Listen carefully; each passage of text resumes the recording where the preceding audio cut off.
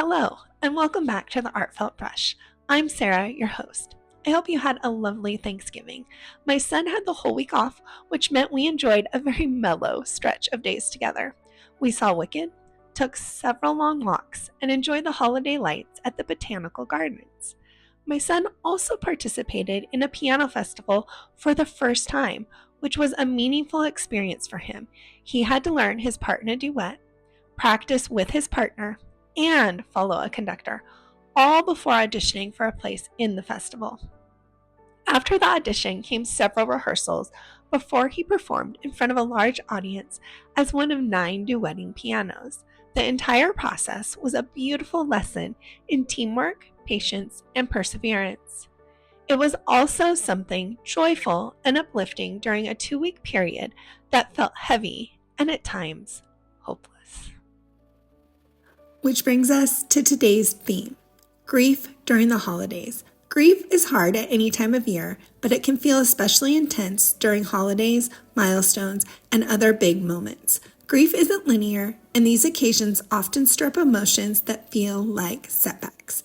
It doesn't matter what you're grieving, whether it's a death, the loss of a relationship, a dream, or the future you once imagined. Grief can still feel consuming and unmanageable. And I don't think grief ever fully disappears, especially when we lost someone we love. It's something that softens, something we learn to live alongside. Reflecting on grief led me to search for artists who paint feelings and emotions. Many names came up, but the one that stood out was Edvard Munch. Most people know The Scream. It's popular and heavily commercialized, but Munch created many other works that express emotion just as powerfully. Munch was a Norwegian painter working in the late 1800s, heavily influenced by Impressionism and Symbolism. Many of his paintings are titled after the emotions they convey: anxiety, jealousy, despair. So I thought his work would be worth exploring from the standpoint of processing grief. What I appreciate about Munch is the way he steps outside realism. He uses color, dynamic brushstrokes, and universal body language to express deep feelings. These are tools we can also use when creating. In past episodes, we've talked about the emotional language of color, warm versus cool tones, individual color associations, and how color combinations create contrast.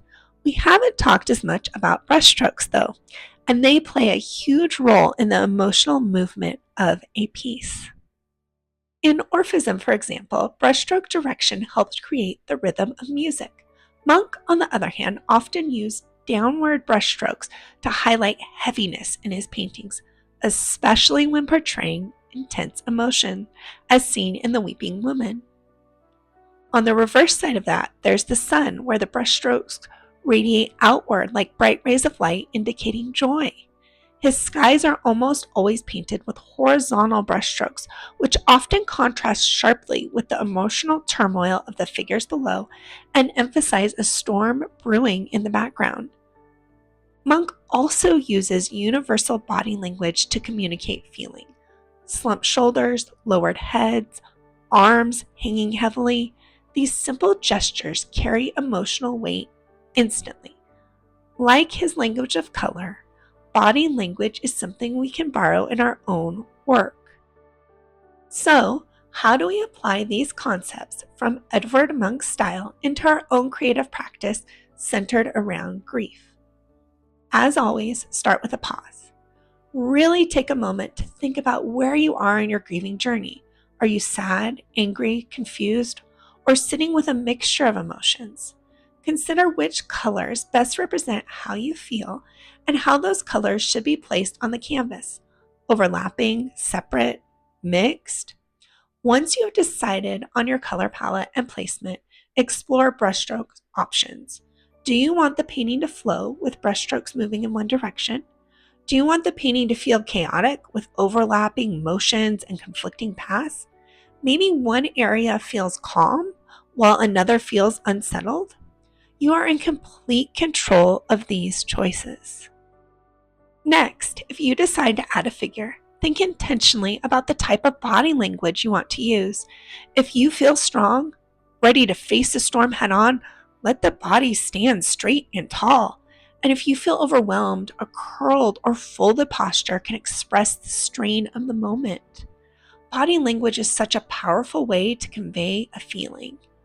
And drawing on one last hallmark of Monk's work, your scene doesn't need to be centered in realism.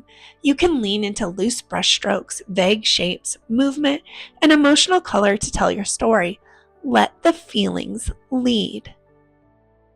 My hope is that as we explore different concepts and artists, you find sparks of inspiration.